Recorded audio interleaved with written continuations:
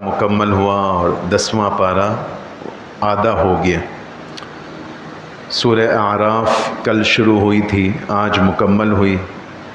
اس سورہ اعراف میں جو مضمون کل چل رہا تھا اسی کو تھوڑا آگے جاری رکھیں گے۔ موسیٰ علیہ السلام اور جادوگروں کا جب مقابلہ ہوا اور جادوگر سمجھ گئے کہ موسیٰ علیہ السلام جو دکھا رہے ہیں وہ جادو نہیں ہے، کچھ اور ہے، اور ہم جو دکھا رہے ہیں وہ تو جادو ہیں، تو وہ ایمان لے آئے موسیٰ علیہ السلام پر، اللہ تعالیٰ پر۔ فرعون بہت بگڑا اور ایسا بگڑا کہ ان کو دھمکی دی کہ میں تمہیں سولی چڑھا دوں گا، جس کا ذکر کل ہو گیا۔ اس کے بعد موسیٰ علیہ السلام اور موسیٰ علیہ السلام کے ماننے والوں پر سختیاں فرعون کی اور بڑھ گئیں۔ ایک سختی تو وہ تھی جو آگے 20ویں پارے میں آئے گی کہ موسیٰ علیہ السلام کی پیدائش سے بھی پہلے اس کو یہ فکر تھی فرعون کو کہ کہیں موسیٰ نامی بچہ یا موسیٰ پیدا نہ ہو جائیں اور میری حکومت کے لیے خطرہ بنے۔ اللہ نے اپنی قدرت سے ان کو پیدا فرمایا، یہ بیان آگے آئے گا۔ اور موسیٰ علیہ السلام کی ولادت کو روکنے کے لیے جو اس زمانے میں لڑکے پیدا ہوتے، نرینہ اولاد ہوتی، اس کو اپنی ماں کے سامنے ذبح کر دیا جاتا۔ وہ کارروائی دوبارہ ہو گئی، شروع ہو گئی، اور غصے میں آ کر دوبارہ اعلان کر دیا فرعون نے کہ ان کے جتنے لڑکے ہیں ان کو قتل کر دیا جائے۔ بنی اسرائیل کے لوگ موسیٰ علیہ السلام کے پاس آئے اور ان سے ایک بات کہی جو میں اور آپ بھی کہتے رہتے ہیں، سوچتے رہتے ہیں۔ میں نے پہلے دوسرے دن کہا تھا، دوبارہ عرض کر رہا ہوں کہ اللہ تعالیٰ نے جو قصے قرآن پاک میں سنائے ہیں ان قصوں کے ذریعے واضح بات ہے، فرعون کا اگر ذکر ہے تو فرعون تو قرآن نہیں پڑھ رہا، اس کو تو نہیں پتہ چل رہا کہ میرے بارے میں کیا کہا جا رہا۔ بنی اسرائیل کا اگر تذکرہ ہے تو بنی اسرائیل تو قرآن کے زمانے میں موجود نہیں ہے، تو جو اللہ تعالیٰ قصے سناتے ہیں وہ مجھے اور آپ کو سنانے کے لیے بتا رہے ہوتے ہیں۔ تو موسیٰ علیہ السلام کے پاس قوم کے لوگ آئے اور کہنے لگے، اے موسیٰ اوذینا من قبل ان تأتینا ومن بعد ما جئتنا۔ یہ کیا بات ہوئی؟ آپ جب تک پیدا نہیں ہوئے تھے چلو فرعون ہمیں ظلم کرتا تھا، سمجھ میں آتا تھا، اب تو آپ اللہ کے نبی، ہم آپ پر ایمان لائے، تو جب ہم آپ پر ایمان لائے تو اللہ کی مدد ہمارے ساتھ کیوں نہیں؟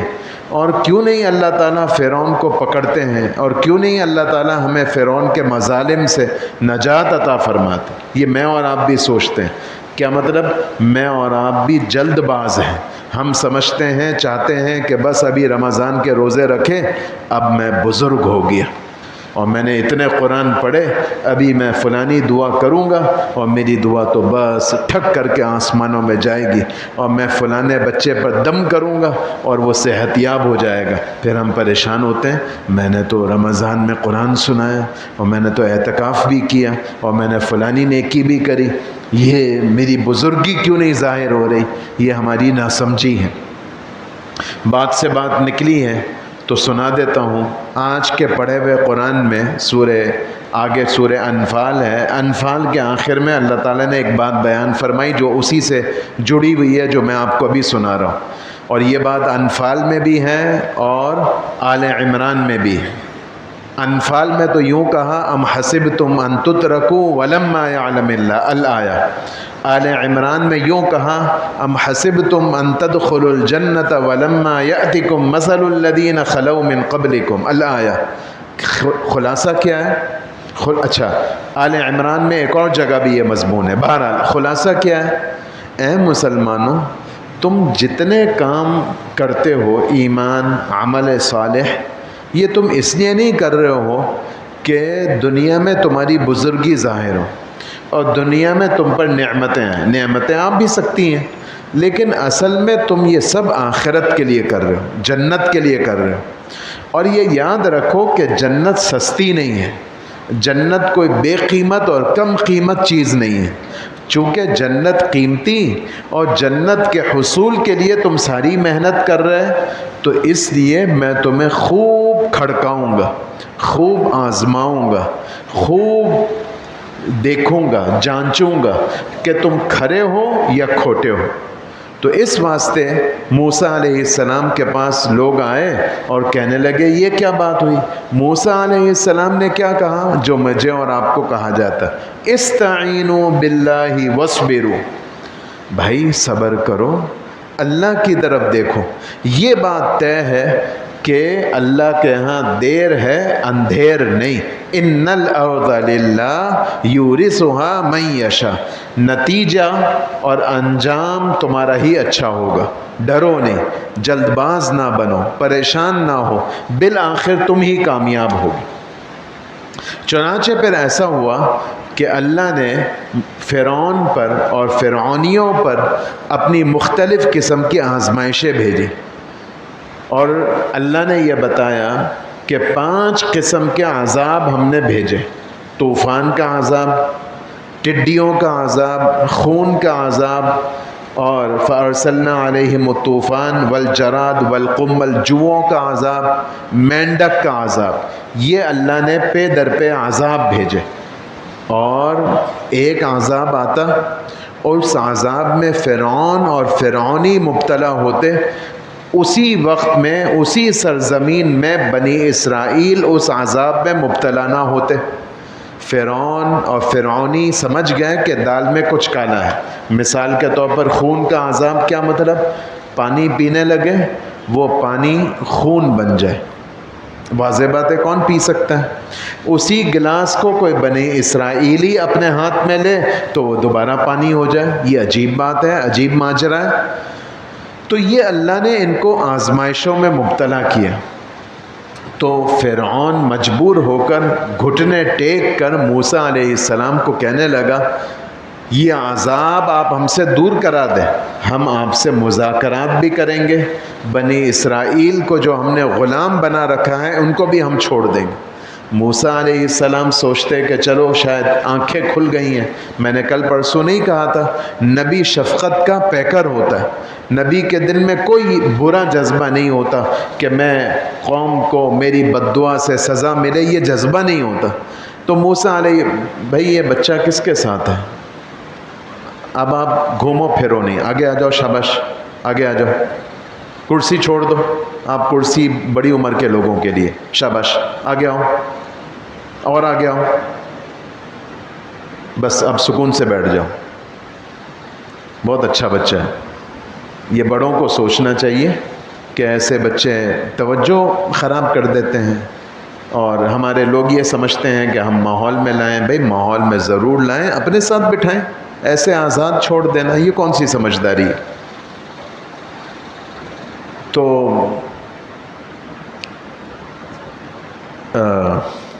یہ عذاب فرعون اور فرعونیوں پر آئے اور وہ مذاکرات کی بات کرنے لگے، اور موسیٰ علیہ السلام نے یہ سوچا کہ چلو شاید اب آنکھیں کھل گئی ہیں، اللہ سے دعا کریں، اے اللہ یہ عذاب ان سے دور کر دیں، یہ توبہ کرنے کے لیے تیار ہے۔ اللہ وہ عذاب دور کر دیتے، پھر مکر جاتا ہے، دوبارہ اللہ دوسرا عذاب بھیجتے ہیں، تیسرا عذاب، پہ در پہ یہ 5 طرح کے عذاب بھیجے۔ پھر ایک وقت ایسا آیا، آگے بھی اس کا بیان آئے گا لیکن یہاں میں بات کو مکمل کر رہا ہوں کہ ایک وقت ایسا آیا اللہ کے حکم سے، اللہ نے موسیٰ علیہ السلام سے یہ کہا کہ اب میرا عذاب آیا چاہتا ہے فرعون پر اور فرعونیوں پر، آپ اپنے ساتھ بنی اسرائیل کو لے کر مصر سے نکل جائیں۔ موسیٰ علیہ السلام بنی اسرائیل کو لے کر نکلے تو آگے بحر قلزم آیا۔ موسیٰ علیہ السلام کو بنی اسرائیل کہنے لگے اے موسیٰ ہم تو مارے گئے، پیچھے فرعون، آگے سمندر، ہم کہاں جائیں گے؟ موسیٰ علیہ السلام نے اللہ کے بھروسے پر یہ کہا بالکل بھی نہیں، اللہ ہمارے ساتھ ہے، اور جب اللہ ہمارے ساتھ ہے تو کوئی ہمارا کچھ بگاڑ نہیں سکتا۔ پھر وہ بات ہوئی جو کل پرسوں میں نے آپ کو سنائی کہ اللہ نے اس سمندر کے اندر 12 رستے بنا دی، اور موسیٰ علیہ السلام کی 12 قومیں، وہ 12 قومیں 12 رستوں سے خشکی میں چلتے ہوئے آگے بڑھ گئے۔ فرعون یہ سمجھا کہ یہ میرے رعب اور میرے خوف سے سمندر رک گیا ہے اور راستے بنا دیے، فرعون بھی کود پڑا اور فرعون بھی درمیان میں آ گیا۔ جب بنی اسرائیل سمندر سے پار ہو گئے تو اللہ نے فرعون اور فرعونیوں کو اس میں غرق کر دیا۔ بنی اسرائیل کو یقین نہیں آیا کہ فرعون سمندر میں غرق ہو چکا، تو کل جو قرآن پڑھا جائے گا اس میں آئے گا، نہیں کل بھی نہیں آئے گا، پرسوں کے حصے میں آئے گا، لیکن ابھی سے سنا رہا ہوں کہ موسیٰ علیہ السلام نے اللہ سے دعا کری کہ اللہ فرعون کی لاش کو باہر نکال دیں تاکہ میری قوم کو تسلی ہو جائے کہ وہ ظالم بادشاہ ختم ہو چکا۔ اللہ نے یہ دعا بھی قبول کر لی۔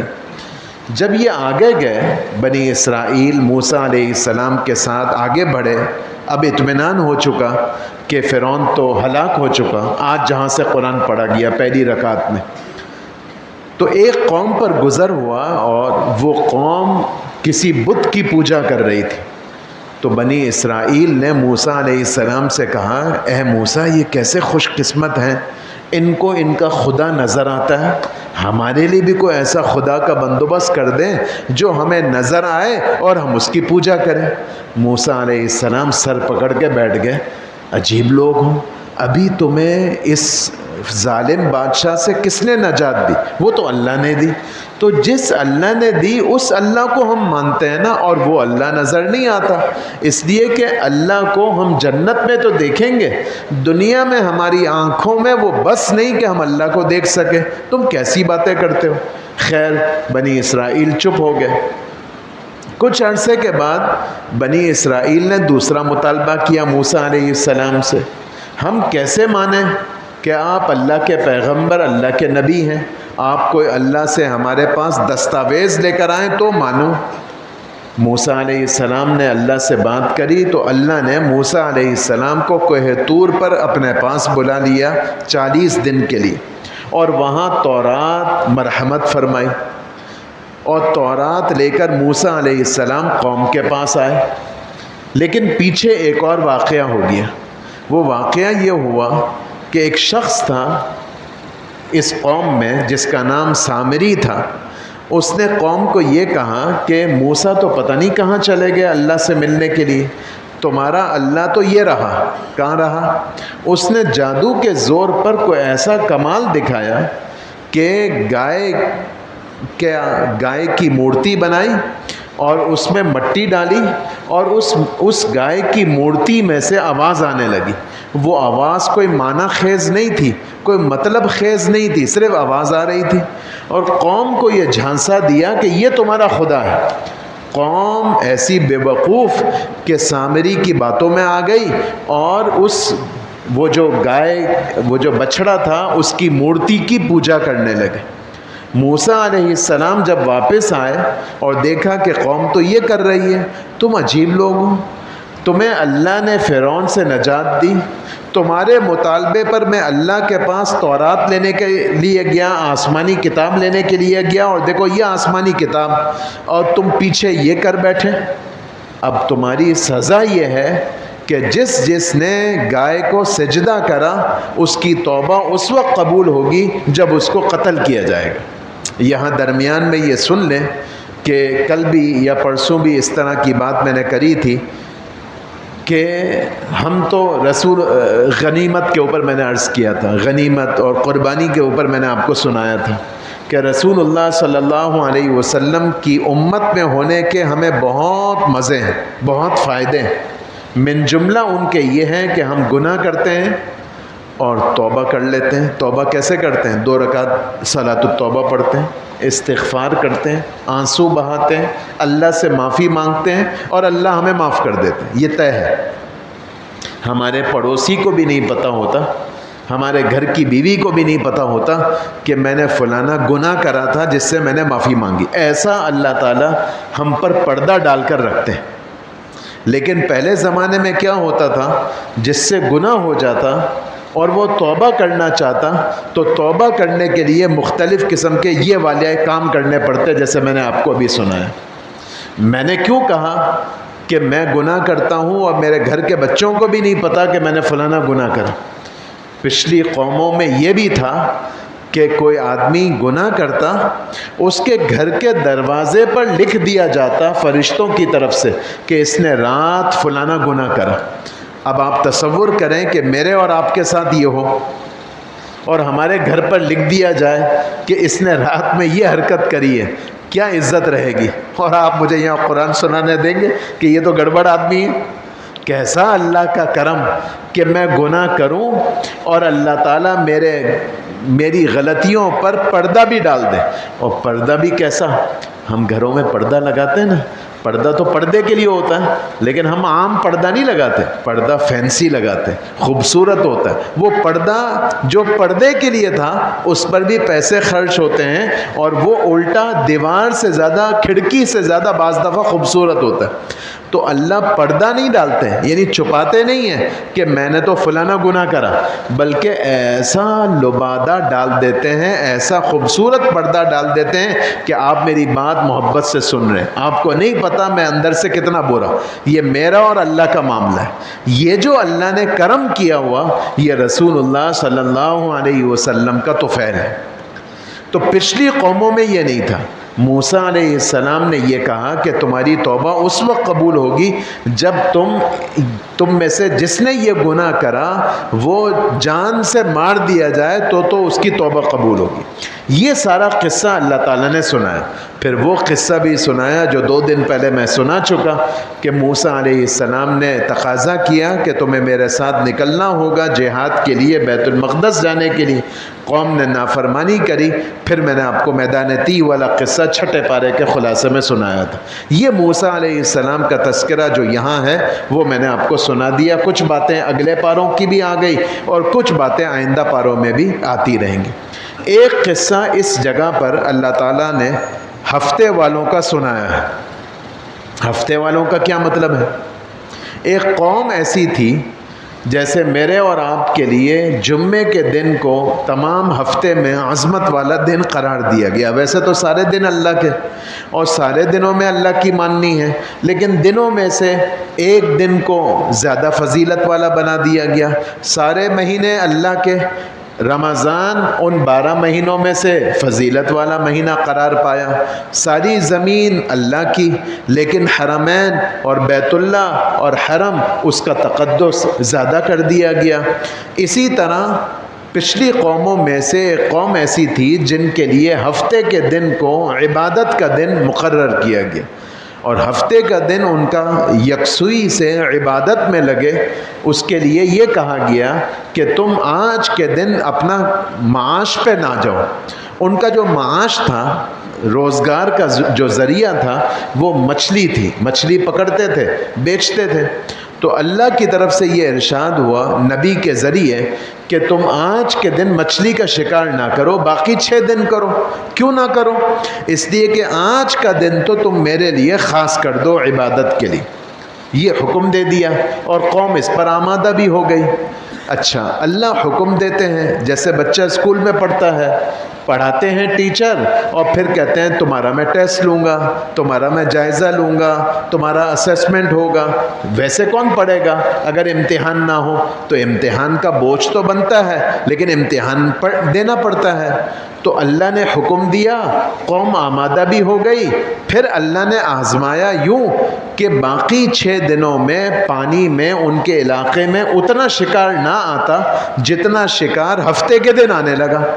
اب ہفتے کے دن جب پانی میں شکار دیکھتے تو منہ میں پانی آتا اور سوچتے آج ہی اللہ نے منع کر دیا، اور دیکھو کیسی موٹی موٹی مچھلی آئی ہوئی ہے، اس کو میں شکار کروں گا، اس کا وزن بھی زیادہ آمدنی ہوگی۔ تو انہوں نے اللہ کے ساتھ دھاندلی کرنا چاہی، نبی کو دھوکہ دینا چاہا۔ شکار تو بظاہر نہیں کیا ہفتے کے دن، لیکن کیا کرتے؟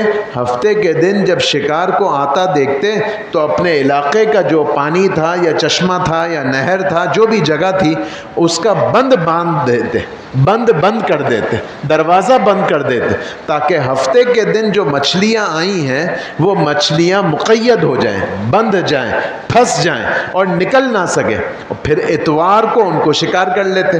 سمجھتے یہ اپنے آپ کو یہ دھوکہ دیتے، ہم نے تو شکار ہفتے کو تھوڑی کرا، ہم نے تو اتوار کو کرا۔ لیکن واضح بات ہے کہ آدمی کا جو معاملہ ہوتا ہے وہ اللہ کے ساتھ ہوتا ہے۔ میں آپ کو دھوکہ دے سکتا ہوں، اللہ تعالیٰ کو تو سب پتہ ہے نا کہ میں کیا کر رہا ہوں، میرے دل میں کیا ہے، میرے کیا جذبات ہیں.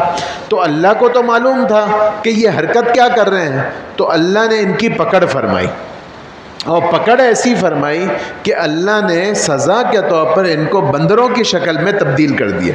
اس مضمون کو اللہ نے سنایا.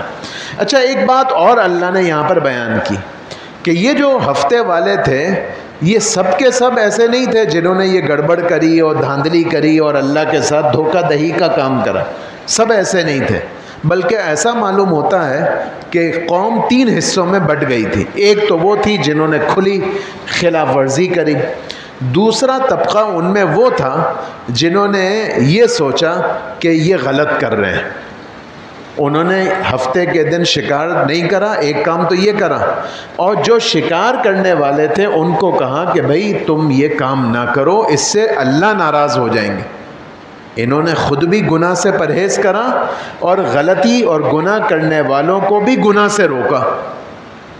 ایک تیسرا طبقہ بھی تھا جو قرآن کے مضمون سے سمجھ میں آتا ہے، وہ یہ کہ انہوں نے گناہ بھی نہیں کرا، یعنی دھاندلی نہیں کری، ہفتے کے دن شکار نہیں کرا، اور دوسرے طبقے کی طرح شکار کرنے والوں کو روکا بھی نہیں، چپ اپنے کام سے کام میں لگے رہے. اور جو روکنے والے تھے ان کو یہ کہا کہ بھئی تم کیوں ان کو سمجھاتے ہو، چھوڑو ان کو. جیسے ہمارے یہاں کہتے ہیں مارو گولی، ان کو اپنی قبر میں جانا، تم تو نہیں کر رہے نا، بس اپنے کام سے کام رکھو. تو انہوں نے جواب دیا.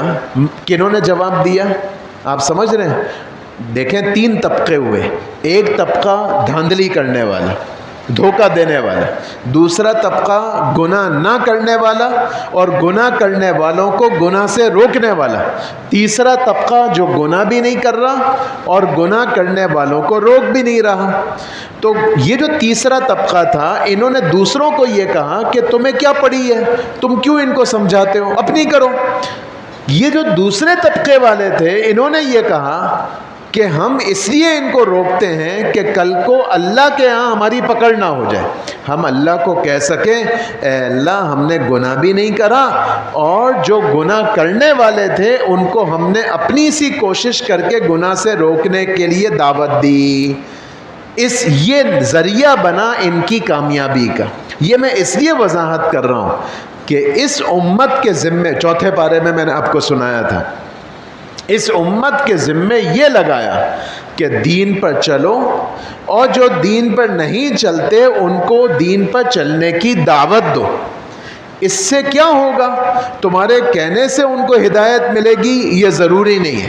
ہدایت تو اللہ نے اپنے ہاتھ میں رکھی، لیکن تمہارے کہنے سے اور تمہاری دعوت دینے سے ایک تو تم پکے ہو جاؤ گے، اور دوسرا اللہ کے ہاں تمہاری پکڑ نہیں ہوگی. یہ مضمون اللہ تعالیٰ نے سنا ہے من جملہ مضامین کے. ایک مضمون اور اللہ تعالیٰ نے بیان کیا اعراف میں آخر میں، وہ یہ کہ قیامت کب آئے گی. اس کی نشانیاں تو میں نے اپنے نبی کو بتائی ہیں اور وہ نبی تمہیں سناتا ہے، لیکن اس کا متعین وقت میں تمہیں نہ بتا رہا ہوں نہ تم اس کے درپے پر. یہ ایک راز ہے اللہ اور اپنے نبی کے درمیان، اللہ نے راز رکھا ہے. تم اس کی کھوج میں نہ پڑو کہ قیامت کب آئے گی. بس یہ اعراف کے کچھ مضامین ہو گئے. اگلی صورت اس جگہ پر سورہ انفال ہے. انفال نفل کی جمع ہے. نفل اصل میں تو زائد اور اضافی چیز کو کہتے ہیں. جیسے ہم نفلی نماز پڑھتے ہیں، کیا مطلب؟ وہ فرض کے علاوہ پڑھی جاتی ہے. یہ تو اس کا لغت میں معنی ہے ڈکشنری کے لحاظ سے. لیکن یہاں جو نفل یا انفال کا ذکر ہے وہ جہاد کی اصطلاح میں اس کا ذکر کیا گیا. جب مسلمان جہاد کرتے تھے اور ان کو دشمنوں پر غلبہ حاصل ہوتا تو دشمن سے ان کو مال غنیمت ملتا. مال غنیمت کی تقسیم کا طریقہ اسلام نے بتایا. یہ اسی صورت میں بتایا گیا. 10ویں پارے کی پہلی آیت اسی ضمن میں ہے. پھر جب اسلامی فوج جہاد پر جاتی تو بعض دفعہ ایسا بھی ہوتا کہ کسی فوجی کو اس کی خصوصی کارکردگی پر خصوصی انعام دیا جاتا. یہ بھی ہوتا کہ سپہ سالار یہ اعلان کرتا کہ جو کوئی فلانا کارنامہ سر انجام دے گا اس کو ہم اضافی انعام دیں گے۔ یہ جو اضافی انعام ہوا کرتا تھا اس کو انفال کہا جاتا تھا، نفل کی جمع۔ تو اس صورت میں چونکہ غنیمت کی تقسیم، انفال، اس کا ذکر ہے، اس واسطے اس صورت کا نام سورہ انفال ہے۔ میں نے پہلے دن آپ کو سنایا تھا کہ سورت کے جو نام ہیں یہ بھی کسی عالم کے، کسی امام کے تجویز کردہ نہیں ہے، یہ بھی اللہ اور اس کے نبی کی طرف سے تجویز کردہ ہیں۔ مناسبت میں نے بتا دی، لیکن یہ ضروری نہیں ہے کہ کسی سورت کا جو نام ہے تو گویا اس سورت میں بس اسی نام سے متعلق بات ہو رہی ہو، اس کے علاوہ کوئی بات نہ چل رہی ہو، ایسا نہیں ہے۔ البتہ اس سورت کے اندر جو دوسرا مضمون ہے وہ ہے جو میں نے آل عمران میں بھی سنایا تھا، وہ یہ کہ بدر کا اللہ تعالیٰ نے ذکر کیا۔ بدر کا خلاصہ میں نے آپ کو آل عمران میں سنا دیا، دوبارہ اس کو دہرانے کی ضرورت نہیں۔ جو بات یہاں بہت اہمیت اور اہتمام سے اللہ تعالیٰ نے سنائی دوسرے رکوع میں بھی اور آگے جا کر 10ویں پارے کے اندر بھی، شروع میں بھی جو بات بیان کی، وہ یہ کہ اسلامی فوج جہاد تو کرے گی، لیکن اس جہاد کی بنیاد اسلحہ اور اسباب نہیں ہوں گے، اللہ کی مدد ہوگی۔ یہ مطلب نہیں ہے کہ مسلمان فوج اسلحہ نہ جمع کرے، بے شک کرے، ضرور کرے، لیکن اپنا تکیہ اور اپنا اعتماد اور اپنا بھروسہ وہ اسلحے، اسباب، ایٹم، میزائل اس پر نہ ہو، بلکہ کس پر ہو؟ اللہ رب العزت۔ یہ بدر کے تناظر میں سنایا۔ آپ کو یاد ہوگا میں نے آل عمران میں نے عرض کیا تھا کہ رسول اللہ صلی اللہ علیہ وسلم بدر کی رات، یعنی جس صبح کو 17 رمضان سن 2 ہجری بدر کی لڑائی ہوئی، تو جو رات پہلے آئی اس رات رسول اللہ صلی اللہ علیہ وسلم اللہ تعالیٰ کے حضور روتے رہے، روتے نہیں رہے، گڑ گڑاتے رہے، گڑ گڑاتے نہیں رہے، بلکتے رہے بچوں کی طرح، اور اللہ تعالیٰ سے مدد اتروائی۔ اسی کو یہاں اللہ نے سنایا، استستغیثون ربکم۔ یہ تو اے نبی تمہارا رونا تھا جس نے کام کر دکھایا، ورنہ میں نے آپ کو سنایا تھا آل عمران میں کہ لڑائی کا تو پورا ارادہ بھی نہیں تھا جب رسول اللہ صلی اللہ علیہ وسلم صحابہ کو لے کر بدر کے مقام پر گئے، اس لیے سامان جنگ بھی پورا نہیں تھا، لیکن کیا تھا؟ اللہ کی مدد ساتھ تھی، اور اللہ نے اپنی مدد کے حیرت انگیز مظاہر بدر کی لڑائی میں ظاہر فرمائے۔ تو یہ اللہ تعالیٰ نے بدر کی لڑائی سے متعلق مضمون اس صورت میں چلایا، جس کا خلاصہ کچھ میں نے مرکزی بات ابھی سنا دی اور کچھ بات آل عمران میں آ گئی۔ یہ بھی اللہ نے بتایا پہلے رکوع میں بھی سورت کے، اور 10ویں پارے کے پہلے رکوع میں بھی، سورت کے پہلے رکوع میں بھی اور 10ویں پارے کے بھی پہلے رکوع میں، کہ یہ بدر کی لڑائی میں نے رونما کرائی، میں یہ چاہتا تھا کہ یہ ہو جائے تاکہ لوگوں کے سامنے حق اور باطل واضح ہو جائے، اور ورنہ لڑائی کے تو پورے آثار بھی نہیں تھے اور حالات بھی نہیں تھے اور تمہارے لیے تو سازگار ماحول بھی نہیں تھا۔ پھر اللہ نے لڑائی کے میدان کا نقشہ کھینچ کر بتایا جو 10ویں پارے کے پہلے رکوع میں، لیکن وہ میں آپ کو سمجھا نہیں سکتا بغیر نقشے کے۔ البتہ اگر اللہ تعالی ہمیں لے جائے تو مکے اور مدینے کے درمیان جو راستہ ہے، ایک تو عام آج کل کا ہائی وے ہے، اس ہائی وے پر تو بدر نہیں آتا، لیکن اگر پرانے ہائی وے سے جائیں تو پھر بدر درمیان میں آتا ہے۔ ٹیکسی والے سے پہلے سے بات ہو جائے کہ بھئی مجھے بدر سے جانا ہے، تو وہ 50 60 70 ریال اضافی لے گا اور بدر سے لے جائے گا۔ تو میں یہ اس لیے سنا رہا ہوں کہ وہاں بدر کا جو مقام ہے وہاں سعودی حکومت نے نقشے لگائے ہوئے ہیں، جس سے واضح ہوتا ہے جس کو اللہ تعالیٰ نے یہاں بیان کیا اذ انتم بالعدوۃ الدنیا وہم بالعدوۃ القصویٰ، تو وہاں نقشے سے سمجھایا ہوا ہے کہ کس جگہ اسلامی فوج، کس جگہ مسلمان اپنی صف بندی انہوں نے کی ہوئی تھی، کافر کس طرف تھے، لڑائی کے میدان کا منظر کیسا تھا، وہ وہاں پر بیان کیا ہوا ہے، نقشے کی صورت میں دکھایا ہوا ہے۔ تو بہرحال یہ اللہ تعالیٰ نے اس صورت میں بیان فرمایا۔ ایک بات اور اللہ تعالیٰ نے سنائی، وہ یہ کہ جب بدر کی لڑائی ختم ہوئی اور مسلمانوں کو اللہ تعالیٰ نے اپنی غیبی مدد سے سرفراز فرمایا اور اللہ تعالیٰ نے ان کو غلبہ عطا فرمایا، 70 کافر مارے گئے۔ میں نے آل عمران میں سنایا تھا کہ رسول اللہ صلی اللہ علیہ وسلم نے ایک ایک کے قتل گاہ کی نشاندہی فرمائی تھی، اور جس جگہ رسول اللہ صلی اللہ علیہ وسلم نے کسی کے لیے فرمایا کہ یہاں فلانا کافر مارا جائے گا، عین اسی جگہ پر اس کی لاش گری۔ 70 کافر مارے گئے، 70 کافر قید ہوئے۔ واپسی ہوئی اور 70 قیدیوں کو لے کر مسلمان مدینہ منورہ پہنچے تو یہ مشورہ ہوا کہ قیدیوں کو کیا کرنا چاہیے۔ تو بعض صحابہ کی رائے تھی کہ یہ ہمارے لوگ ہیں، ان میں سے کوئی نہ کوئی ہمارا رشتہ دار ہے، ان پر احسان کر کے ان کو چھوڑ دیتے ہیں، شاید یہ مسلمان ہو جائیں ہمارے احسان سے شرما کر۔ یہ ان کی سوچ تھی اور اچھی سوچ تھی۔ بعضوں کی رائے تھی کہ چھوڑ تو دیا جائے لیکن مفت نہیں، بلکہ ان سے فدیہ اور تاوان لیا جائے، مفت میں نہ چھوڑا جائے۔ اور زیادہ مسلمانوں کی رائے یہی تھی۔ ایک رائے تیسری تھی، وہ یہ کہ اللہ نے یہ بدر کی لڑائی کے ذریعے اپنے مذہب اسلام کا حق ہونا بتایا، تو اس حقانیت کے اظہار کی تکمیل یہ ہے کہ ان 70 قیدیوں میں سے ایک کو بھی نہ چھوڑا جائے، ان کو بھی قتل کر دیا جائے۔ یہ رائے تھی حضرت عمر رضی اللہ عنہ اور چند حضرات کی۔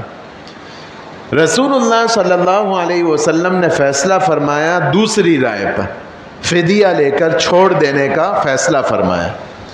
چنانچہ اس پر عمل ہو گیا۔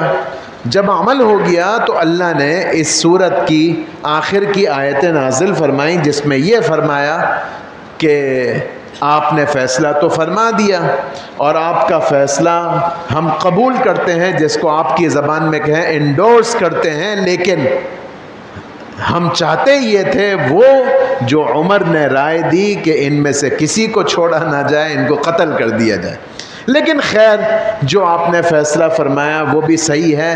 اب جو آپ نے فدیے میں ان سے مال لیا ہے، اس کو غلط نہ سمجھیں، اس کو حرام نہ سمجھیں، ان کو استعمال کر سکتے ہیں، لیکن ہماری منشا، اللہ کی منشا وہ تھی جو عمر رضی اللہ عنہ نے بیان فرمائی، تاکہ اسلام کا حق ہونا اور واضح ہو جاتا۔ یہ مضمون اللہ تعالیٰ نے بیان فرمایا۔ یہ سورہ انفال کے کچھ منتخب مضمون ہو گئے۔ اگلی سورت سورہ براءت ہے، جس کا پاؤ حصہ آج پڑھا گیا، گویا کل مکمل ہوگی۔ اس سورت کا نام براءت بھی ہے، اور اس سورت کا نام سورہ توبہ بھی ہے، اور اس سورت کا نام سورہ فضیحت بھی ہے۔ 3 نام روایتوں میں آتے ہیں۔ براءت اس واسطے ہے کہ اس سورت میں براءت کی گئی ان کافروں سے، مشرکوں سے، جن سے ابتدائے اسلام میں جنگ بندی کا معاہدہ تھا اسلام کے کمزور ہونے کی وجہ سے، اور اب اسلام کو شوکت حاصل ہو گئی، اس لیے وہ پرانے سارے معاہدے اسکریپ کر دیے گئے۔ اس واسطے اس سورت کا نام سورہ براءت ہے۔ توبہ اس سورت کا نام اس واسطے ہے کہ اس سورت میں 3 مخلص مسلمانوں کی توبہ کا ذکر ہے۔ آخر میں 11ویں پارے میں جو کل قرآن پڑھا جائے گا، تبوک کی لڑائی سے متعلق وہ قصہ ہے۔ اور فضیحت اس سورت کا نام اس لیے ہے کہ فضیحت کا معنی رسوائی۔ اس سورت میں وہ اعلانات ہیں جس کے ذریعے اسلام کی دھاگ اور اسلام کا بول بالا ہو اور کفر کو ذلت ملے۔ اس سورت کا نام اس واسطے فضیحت رکھا گیا۔ دوسرے نمبر پر یہ سمجھنا چاہیے کہ اس سورت کے شروع میں بسم اللہ نہیں ہے۔ اس واسطے نہیں کہ اس صورت میں کافروں کا ذکر ہے، وہ تو پورے قرآن میں اسلام اور کفر کا ذکر ہے، فرعون کا، نمرود کا، شیطان کا ذکر ہے، تو یہ نہیں ہے کہ چونکہ اس صورت میں کافروں کا ذکر ہے اس لیے بسم اللہ نہیں، بلکہ بسم اللہ اس صورت میں اس لیے نہیں ہے کہ رسول اللہ صلی اللہ علیہ وسلم، میں نے 2-3 روز پہلے عرض کیا تھا کہ رسول اللہ صلی اللہ علیہ وسلم پر جب قرآن نازل ہوتا تو حضور خود چونکہ پڑھے لکھے نہیں تھے تو کسی لکھنے پڑھنے جاننے والے کو بلواتے اور ان کو آیتیں لکھواتے اور یہ بھی فرماتے کہ ان آیتوں کو فلانی آیت کے بعد لکھ دو، اور اگر وہ سورت کی ابتدا ہوتی تو اللہ کے نبی بسم اللہ بھی لکھواتے، جس سے یہ واضح ہو جاتا یہ کسی سورت کی ابتدا ہے۔ جب براءت کی آیتیں نازل ہوئیں تو اللہ کے نبی نے لکھوائیں تو صحیح آیتیں، بسم اللہ نہیں لکھوائی، اور ترتیب کے لحاظ سے انفال کے ساتھ لکھوائی، نہیں یہ نہیں لکھوایا کہ بسم اللہ نہیں لکھوائی، تو یہ واضح نہیں ہوا کہ یہ کوئی مستقل صورت ہے۔ ابو بکر رضی اللہ عنہ کے زمانے میں جب قرآن پاک کو جمع کیا گیا اس ترتیب پر جس ترتیب پر آج ہمارے سامنے ہے، تو یہ مسئلہ درپیش ہوا کہ براءت کو کہاں رکھیں اور کیا یہ مستقل صورت ہے یا نہیں، تو چونکہ اس کا مضمون انفال سے جڑتا ہوا تھا اس لیے انفال کے بعد رکھا گیا، اور چونکہ اللہ کے نبی نے بسم اللہ لکھوائی نہیں تھی تو بسم اللہ نہیں لکھوائی، چونکہ اللہ کے نبی نے یہ بھی نہیں کہا تھا کہ اس کو انفال کے ساتھ لکھو تو انفال سے کچھ فصل دے کر کچھ گیپ دے کر لکھا گیا تاکہ احتیاط رہے اور اپنی طرف سے قرآن پاک میں کوئی کمی یا بیشی لازم نہ آ جائے، اس واسطے اس سورت کے شروع میں بسم اللہ نہیں۔ اب براءت جو میں نے اعلان کی بات کری وہ کیا قصہ ہے یہ انشاءاللہ۔